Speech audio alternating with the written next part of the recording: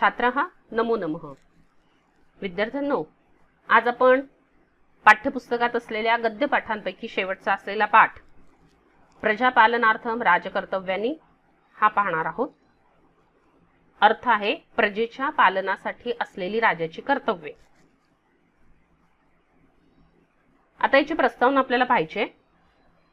आता याबद्दल आपल्याला आधी काय माहिती आहे थोडंफार आपण आधीच्या वर्गात अभ्यासलेला आहे।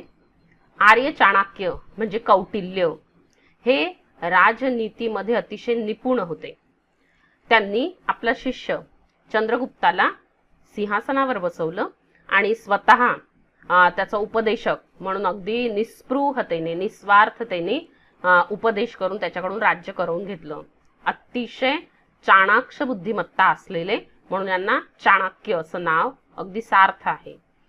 मग यांनी लिहिलेला जो अर्थशास्त्र ग्रंथ आहे, अर्थशास्त्र जरी नाव असलं तरी केवळ पैशाचा यात विचार नाही। अर्थ म्हणजे पैसा असाच हाच विचार आपल्या डोक्यामध्ये पहिल्यांदा येतो। तर हा राजनीती याबद्दल सांगणारा सर्वश्रेष्ठ ग्रंथ म्हणून प्रसिद्ध आहे। नंतरच्या काळात निर्माण झालेल्या अनेक ग्रंथांवर त्याचा प्रभाव पडलेला आहे। या अर्थशास्त्रामध्ये एकूण 15 अधिकरण आहे।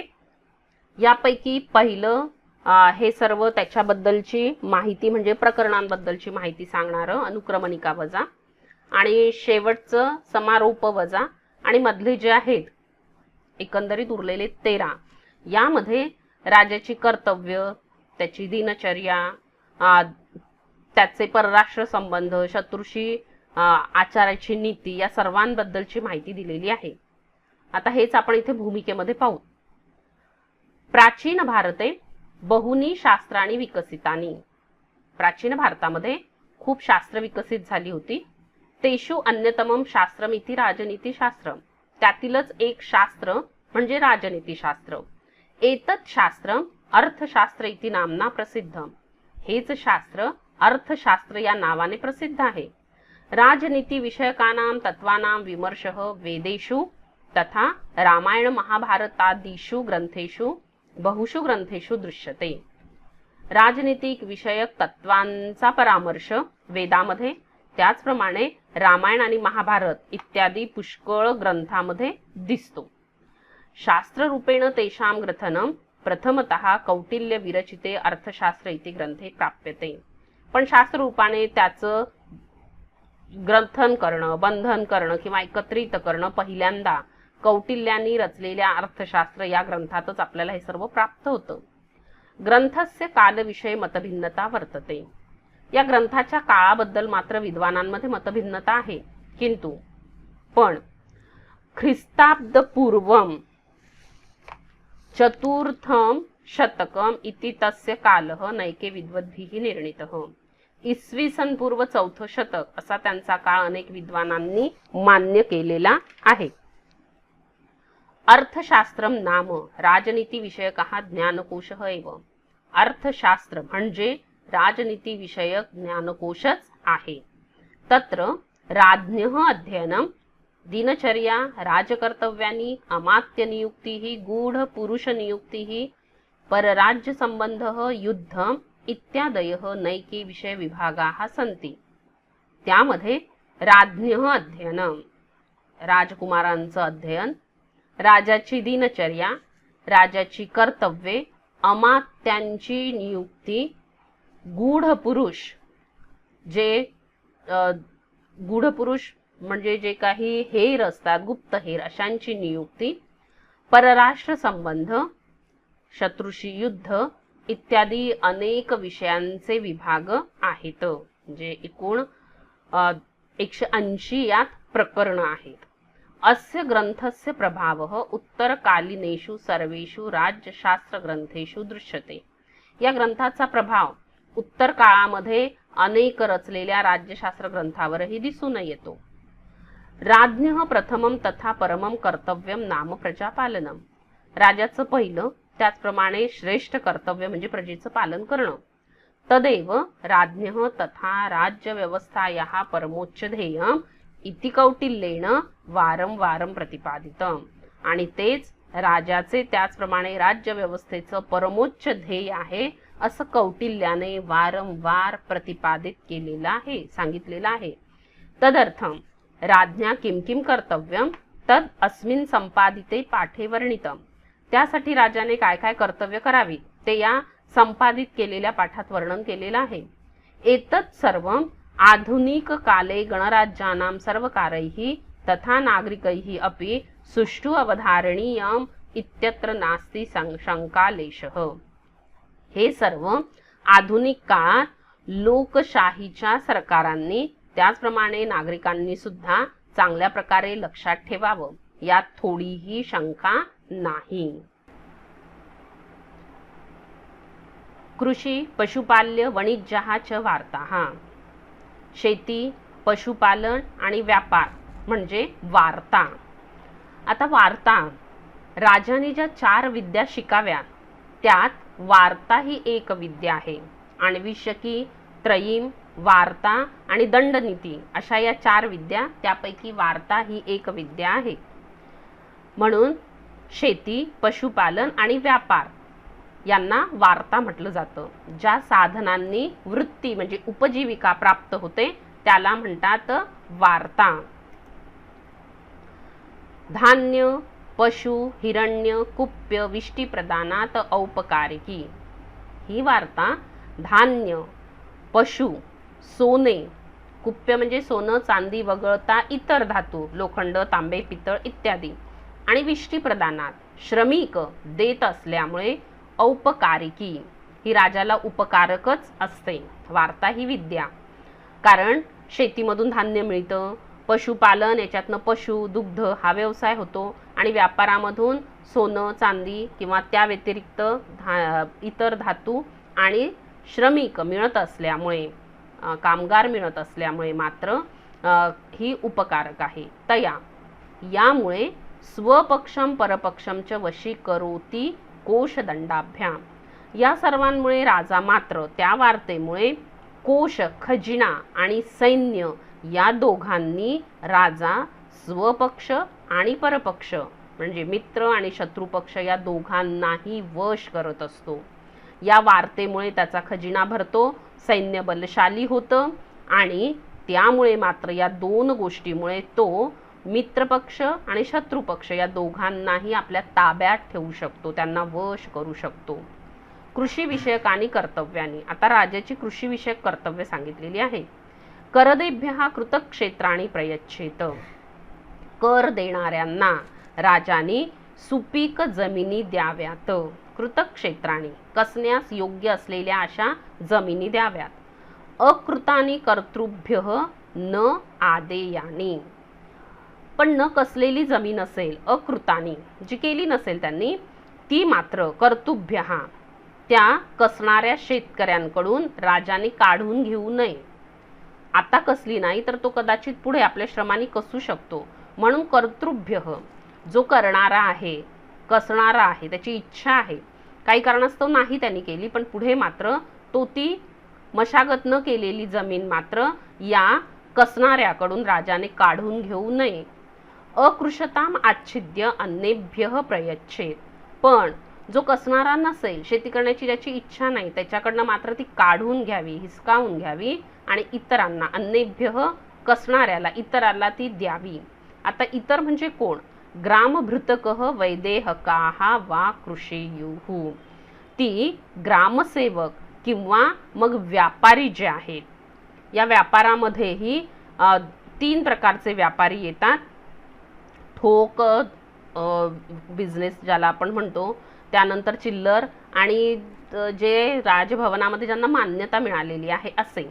म्हणून ग्रामभूतक आणि वैदेहक अशा प्रकारे त्यांनी सांगितलं. ग्रामसेवक आणि या व्यापारी, त्या 3 प्रकारचे जे व्यापारी असतील त्यांनी मात्र ती कसावी. स्वतः कसतील नाही तर इतरांकडून कसून घेतील, त्यांनी ती करावी, शेती करावी. धान्य, पशु, हिरण्यैः चैतान अनुगृह्णीयात. त्यांना बियाणं, पशु, सोने इत्यादी देऊन त्यांच्यावर अनुग्रह, त्यांना मदत करावी. तानी अनु सुखेन दद्युः. आता त्या शेतकरी किंवा व्यापारी किंवा ग्रामसेवक यांनी जी राजाकडून मदत घेतली, कालांतराने त्यांना उत्पादन भरपूर मिळालं, तर त्यांनी सुद्धा अतिशय आनंदाने ते परत करावं.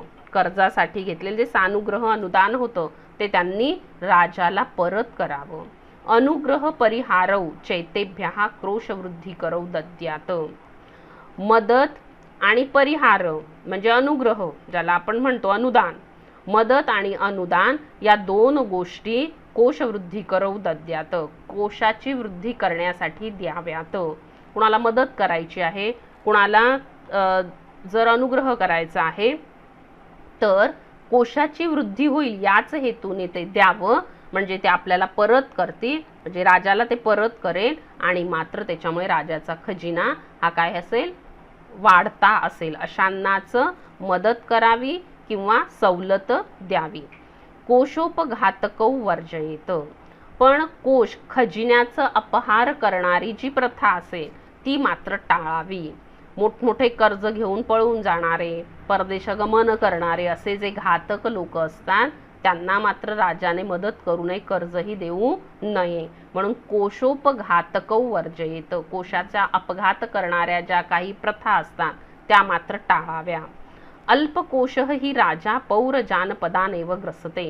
कारण ज्याचा खजिना रिकामा झालेला असतो असा राजा खरोखर या नगरवासी लोकांनाच काय करतो, ग्रसतो, त्रस्त करतो, पीडित करतो. त्यांच्याकडूनच तो सर्व कर वसूल करतो.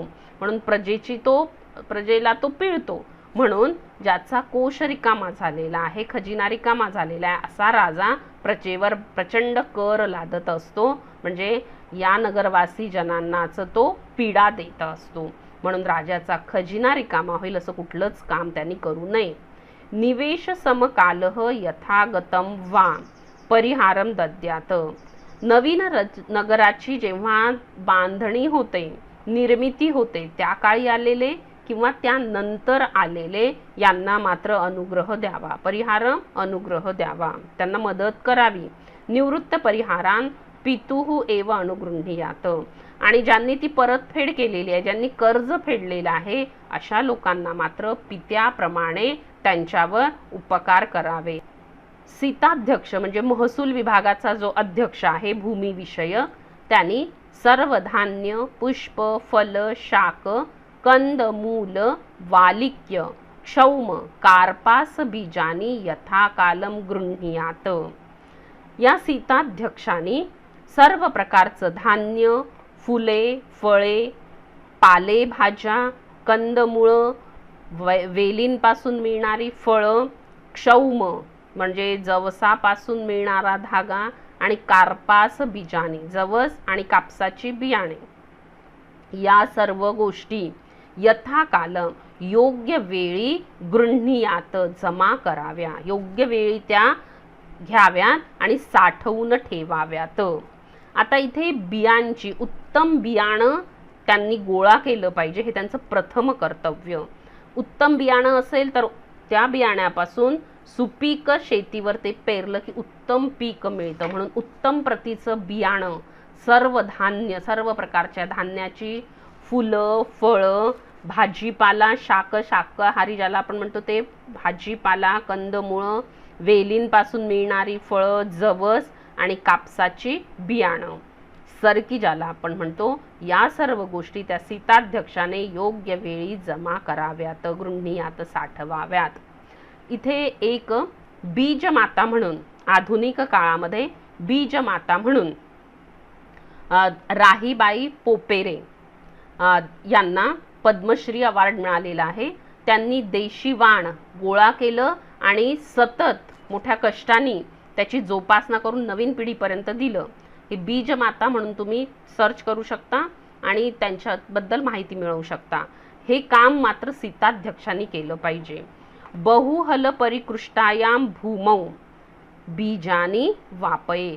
आणि पुष्कळ मशागत केलेल्या जमिनीवर, ज्या शेताची चांगली मशागत केलेली आहे, वारंवार नांगर चालवलेला आहे, म्हणून बहुहल परिकृष्टायाम चांगल्या प्रकारे नांगरट झालेल्या जमिनीवर बीजानी ती सर्व उत्कृष्ट बियाणे वापयेत पेरावी. यथा कालमच्या सस्यादी जातम जातम प्रवेशयेत, आणि योग्य वेळी पीक इत्यादी हळूहळू पुन्हा पुन्हा ते गोळा करावे. जे काही भांडारगृह असतं तिथे मात्र ते आणावे, तिथे त्वरित न्यावे. यथा कालम, ज्या ज्या काळामध्ये जे जे पीक येतं, काही पिकांचा काळ दीर्घ असतो, काही पिकांचा काळ कमी असतो, जसं जसं ते पीक येईल तसं तसं पुन्हा पुन्हा ते प्रवेशयेत, ते भांडारामध्ये, घरी असेल, शेतामध्ये खोपटं असेल तिथे मात्र ते लगेच साठवावं.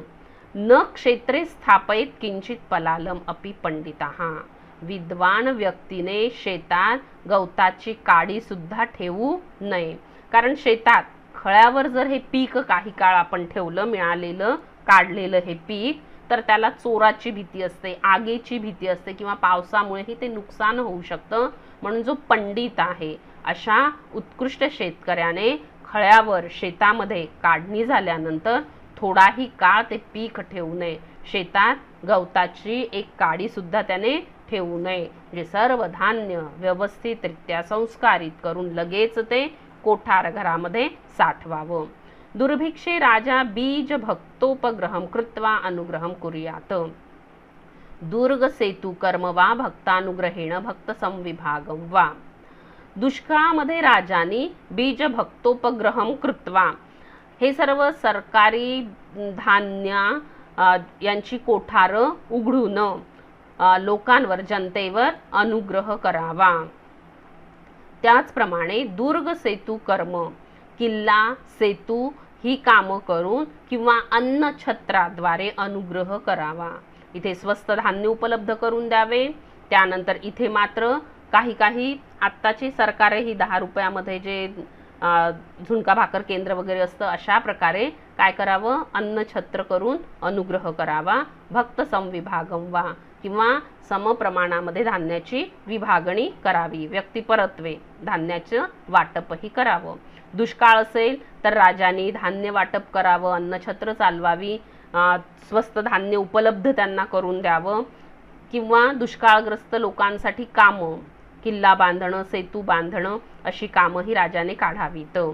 उपहतान पिता इव अनुगृह्णीयात, जे संकटग्रस्त आहे त्यांना पित्याप्रमाणे त्यांचा सांभाळ करावा. विशेष करून बाल, वृद्ध, व्यसनानी, अनाथांश्च राजा बिभ्रूयात, बालक, वृद्ध व्यक्ती, संकटग्रस्त व्यक्ती आणि अनाथ यांचा राजाने सांभाळ करावा. सेतुबंधन विषयकानी कर्तव्यानी, आता सेतुबंधन विषयक कर्तव्य, जे पाटबंधारे विभाग असतं, धरणं बांधणं, सेतू बांधणं, कालवे काढणं, याला म्हणतात सेतुबंधन विषयकानी कर्तव्यानी. सहोदकम आहारयोदकम वा सेतुम बंधयेत, नैसर्गिक स्रोत किंवा कृत्रिम स्रोत असेल त्याच्यावर सेतू बांधून घ्यावेत, बांधावेत. अन्येषां वा बध्नताम भूमी मार्ग वृक्षोपकरणानुग्रहम कुर्यात, पुण्यस्थाना आरामाणाम च, किंवा इतरांनी बांधलेले सेतू असतील, कालवे असेल, सेतू असेल, तर त्यांना भूमी, जमीन, मार्ग म्हणजे रस्ते, वृक्ष किंवा यंत्र सामग्री देऊन त्यांना मदत करावी. पुण्यस्थान, तीर्थक्षेत्र बांधावी. आरामानामच, आणि उपवन वाटिकाही वाढवाव्यात. शेगावला ज्याप्रमाणे मंदिर, भक्त निवास आणि नंतर मग तिथे असलेलं उद्यान, ज्याला काय म्हणतो आपण, जी रोपवाटिका, आनंद सागर, अशा प्रमाणे याच्यासारख्या पुण्यस्थान, तीर्थक्षेत्र तयार करावी, उपवन वाटिकाही तयार कराव्यात. मत्स्य, प्लव, हरितपण्यानाम सेतुषु राजा स्वाम्यम गच्छेत, या पाण्यामध्ये असलेले जलचर, मासे, खेकडे, झिंगे, हे सगळे जे प्रकार असतात म्हणून मत्स्य. त्यानंतर प्लव, बदक इत्यादी त्यात असलेले जलचर प्राणी. हरितपण्याना, हिरव्या पालेभाज्या येणाऱ्या, त्या पाण्यावर येणाऱ्या हिरव्या ज्या पालेभाज्या आहे यांचं, आणि त्या सेतूंवर राजा स्वाम्यम गच्छेत, राजाचाच अधिकार असेल. पूर्वकृतान सेतुबंधादिकान रक्षेत, राजाच्या कालावधीच्या पूर्वी त्यांच्या पूर्वजांनी काही बांधलेले सेतू आणि बांधारे असतील तर त्याची रक्षा राजाने करावी. नवांश्च अभिप्रवर्तये, आणि नवीन सेतू बांधारे मात्र निर्माण करावेत. पशुवन विषयकानी कर्तव्यानी. आता पशुवन जे वनाविषयी असते याविषयी राजाची कर्तव्ये. अकृष्यायाम भूमौ पशुभ्यः विवितानि प्रयच्छेत. जी शेतीसाठी उपयोगी नाही म्हणून अकृष्यायाम, ज्याला पडीक जमीन म्हणतो, अशा जमिनीवर पशूंसाठी कुरणांची निर्मिती करावी. माळ रानावर कुरण, जिथे गवत असतं, अशा कुरणांची निर्मिती करावी. ग्रामांतरेषु च विवितम स्थापयेत. 2 गावांच्या मध्ये सुद्धा कुरणांची स्थापना करावी. मुद्दाम ती निर्माण करून घ्यावं. माळरान, जिथे गुरांची चराई होईल, असं माळरान त्यांनी निर्माण करावं. अनुदके कूप सेतू बंधोत्सान स्थापयेत. पाणी नसलेल्या ठिकाणी, जिथे पाणी नाही तिथे मात्र कृत्रिमरित्या ते निर्माण करावं, आणावं. यासाठी कूप, विहीर, त्यानंतर तलाव, पाझर तलाव इत्यादी बांधावेत. पुष्पफल वाटांश्च, आणि त्याच्याच सभोवताली फुळं आणि फळ यांच्या वाटिकाही निर्माण कराव्यात. जिथे पाणी नसेल तिथे विहिरी, कूपनलिका, त्यानंतर पाझर तलाव असे निर्माण करावे, आणि तिथेच फुलं आणि फळांच्या वाटिकाही स्थापन कराव्या. स्तेन व्याल व्याधीभिः उपहतान. चोर, हिंस्त्र, श्वापद आणि रोगराई यांनी जे त्रस्त झालेले आहे, पीडलेले आहे, अशा पशुव्रजान रक्षेत. अशा कळपांचे, पशुच्या कळपांचे जे मालक असतात त्यांचं रक्षण करावं. गुरं पाळणारे, मेंढपाळ असतील त्यांचं मात्र, त्यांच्यावर जर संकट आले असेल तर त्यांचंही रक्षण करावं. राजा अभयवनानी कारयेत. राजांनी अभयारण्यांची निर्मिती करावी. प्रदिष्ट अभयानाम अभयवनवासिनां च मृगम पशु पक्षी मत्स्यानां बंधने हिंसायां वा दंडम कारयेत. ज्यांना अभय दिलेला आहे त्यांच्या, आणि अभयवनवासीना, आणि या अभयारण्यात राहणाऱ्या लोकांच्याही, वनवासी जे लोक आहेत आणि तिथे राहणारे जे मृग आहे, जे गवतावर जगणारे म्हणजे शाकाहारी प्राणी, पशु म्हणजे जी हिंस्त्र श्वापद, तिथे असणारे पक्षी, गवताळ प्रदेशात असणारे, दलदलीच्या प्रदेशात असणारे जे पक्षी असतात असे पक्षी, जलचर असणारे ही पक्षी, त्यानंतर मासे, त्या पाण्यात सापडणारे मासे, यांना जर कोणी बंधनात टाकत असेल, यांना पकडत असेल किंवा त्यांना ठार करत असेल तर अशांना राजाने दंडही करावा. अभय दिलेले जे वनात असणारे जो पशु पक्षी नंतर वनवासी लोक आहेत, यांना कुठल्याही प्रकारे कोणी बंधनात टाकणार नाही, यांची हत्या केली जाणार नाही, याच्याकडे राजाने लक्ष द्यावं. आणि असं जो करत असेल नियमाचं उल्लंघन त्याला दंडही करावा. सूत्रविषयकानी कर्तव्यानी. आता टेक्स्टाईल ज्याला आपण म्हणतो म्हणजे कापड व्यवसाय, याच्या सुताबद्दल त्याची कर्तव्ये, राजाची कर्तव्ये सांगितलेली आहे. हा जो टेक्स्टाईल मिनिस्टर ज्याला आपण म्हणतो म्हणजे सूत्राध्यक्ष, याने सूत्र, सूत, वर्म म्हणजे चिलखत. आता चिलखत तुम्हाला वाटेल हे लोखंडी असतं, पण या चिलखताच्या आतून जे काही आवरण असतं ते एक कुशनी नावाच्या कापसाने केलेलं असतं, ते म्हणून या सूत्रामध्ये येतं. सूत, चिलखत, कापड, दोरखंड हे सगळे जे व्यवहार आहे ते त्या कामामध्ये तरबेज असणाऱ्या पुरुषांकडून करावे, कुशल कामगाराकडूनच हे करवून घ्यावे.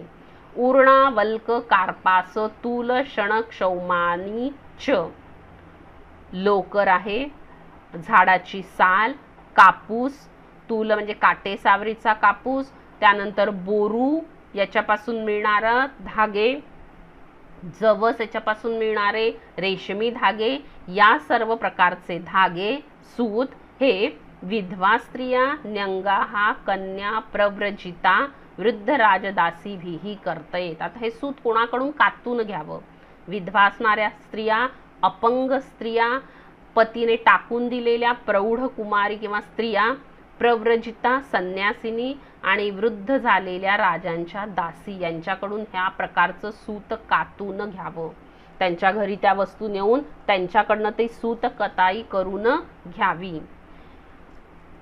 पण जे सूत्रशाळेत येऊन सूत कातण्यास ज्या स्त्रिया तयार असेल त्यांना सूत्रशाळेत म्हणजे सूतगिरणीतही बोलवावं. पण सूत्रशालाम प्रत्युषसी भांड वेतन विनिमयम कारयेत. या गिरणीत सूतगिरणीत सुताच्या कारखान्यातच मोठ्या पहाटे माल देणं आणि वेतन घेणं या गोष्टी या सूत्रशाळेत यंत्रागारातच कराव्यात. त्या अध्यक्षांनी त्यांच्याजवळून माल घेणं आणि त्यांना वेतन देणं हे सूत्रशाळेत मोठ्या पहाटे हे काम करावं. पण सूत्र परीक्षा अत्रह प्रदीपः. सुताची परीक्षा करण्यासाठी इथे पुरेसा उजेड असला पाहिजे. भरपूर जरी नाही तरी पुरेसा. ते सूत एकसारखं बारीक असलं पाहिजे, ते उत्तम प्रकारचं. मध्ये बारीक गाठी गाठीचं मध्येच तुटलेलं असं सूत असेल तर ते उत्तम दर्जाचं नव्हे. मग त्याचा दर्जा पाहून त्यांना वेतन द्यायचं असतं. म्हणून सूत्राची परीक्षा करण्यासाठी मात्र पुरेसा त्या कारखान्यामध्ये सूतगिरणीमध्ये प्रकाश असावा. स्त्रिया मुख संदर्शने अन्य कार्य संभाषाया वेतन काल अतिपातने अकृत कर्म वेतन प्रदानेच दंड. पण स्त्रियांच्या मुखाकडे विनाकारण पाहणे, अन्य कामावरून किंवा अन्य विषयावर त्यांच्याशी गप्पा करणे, वेतन काल अतिपातने वेतन देण्यामध्ये दिरंगाई वेळ लावणं, अकृत कर्म वेतन प्रदाने न केलेल्या कामाचंही वेतन देणं असं जर हा अधिकारी करत असेल तर दंड, राजाने त्याला दंड करावा. आणि अशा प्रकारे वेगवेगळ्या थोडक्यात इथे त्यांनी ही राजाची कर्तव्य आपल्याला सांगितली. कृषी विषयक कर्तव्य, त्यानंतर सेतुबंधन विषयक, पशुवन विषयक आणि सूत्र विषयक ही सर्व राजाची कर्तव्य यात सांगितलेली आहे. तुम्ही अभ्यासा. तशी ती सोपी आहे, लक्ष दिलं की पटकन लक्षात येतात. आणि त्यानंतर मात्र आज इथे आपण थांबू.